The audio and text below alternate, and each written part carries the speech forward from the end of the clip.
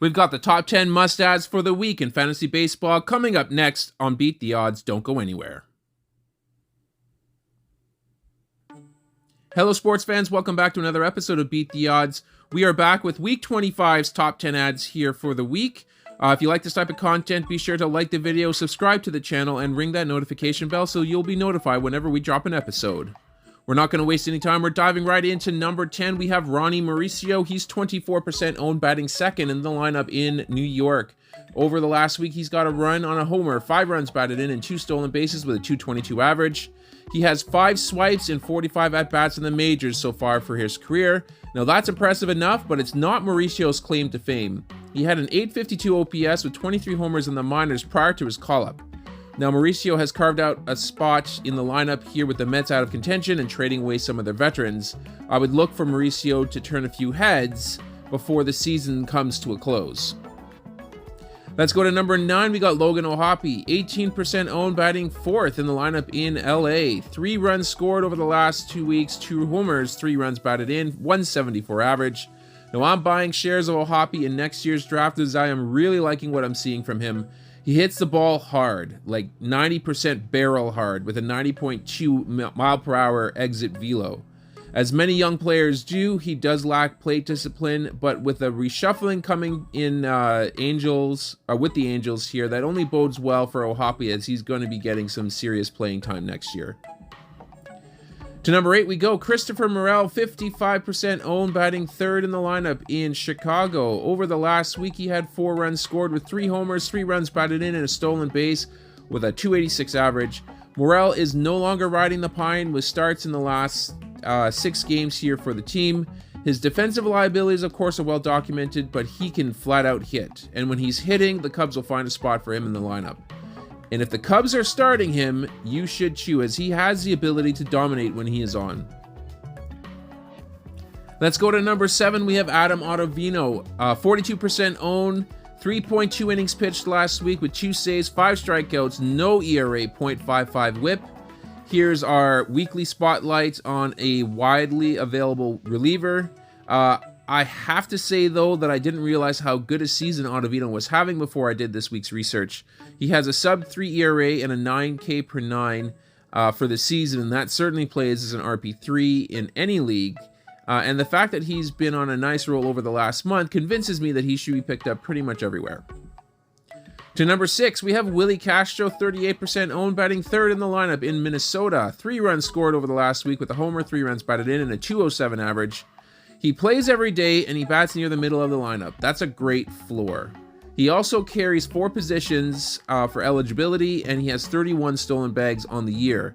That's a borderline priority pickup, save the fact that he has only logged 2 stolen bases since his return to the lineup here last month.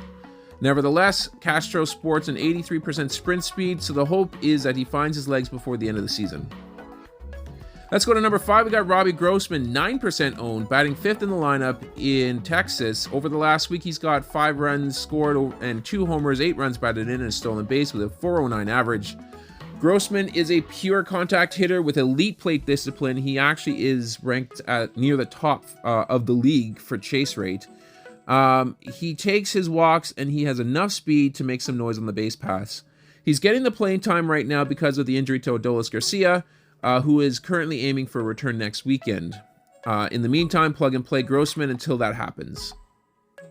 To number 4, we have Brian Wu, 37% owned. Last week, he had 5.2 innings pitched with a win, 8 strikeouts, no ERA, .71 whip. StatCast absolutely loves Wu, and so should you. Wu's xERA sits at 3.29, and batters have had a hard time scoring him up. And perhaps most importantly, he is projected to start twice next week, starting on Monday. Go and get him and don't look back. Let's go to number 3. We have Mark Canha, 21% owned, batting leadoff in Milwaukee. Over the last week, he has 4 runs scored on 2 homers, 6 runs batted in, and a .316 average. As part of the Mets' exodus, as kind of mentioned earlier, Canha has found a home in Milwaukee and is starting to produce. He profiles very similarly to Robbie Grossman, which makes Canha a shrewd pick to lead off for the Brewers today, on Sunday. And outside of the 2 games that he's missed because of a sore wrist earlier this week, he's been pretty much an everyday player otherwise. To number 2, we have Tommy Pham, 48% owned, batting third in the lineup in Arizona. Last week, he had 5 runs scored on a homer, 2 runs batted in, 3 stolen bases, and a .333 average. Arizona believes in Tommy Pham and are running with the ex-Met in the premium number 3 spot in their order. We have covered Pham's StatCast glory in the past, so I won't bother talking much about it now.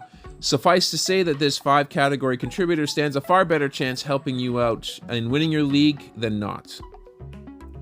And for our number 1 pickup for the week here, we're going to Braxton Garrett, 60% owned. Last week he had 6 innings pitched, a win, 7 strikeouts, no ERA, 1 whip in a start against Milwaukee. A soft-tossing lefty with elite control, lining up for 2 starts next week against the Mets' young lineup and the Brewers, who he had his aforementioned pitching line with this week. I really need no other reason to roster him, but I'll give you one anyways. He has a 1.01 whip over the last 30 days. Are you convinced now? Thought so. And that's going to do it here for this episode. I hope you guys enjoyed it. If you did, please leave a like on this video and, of course, subscribe to the channel for more content like this. And don't forget, we are running a giveaway here for the end of the fantasy baseball season.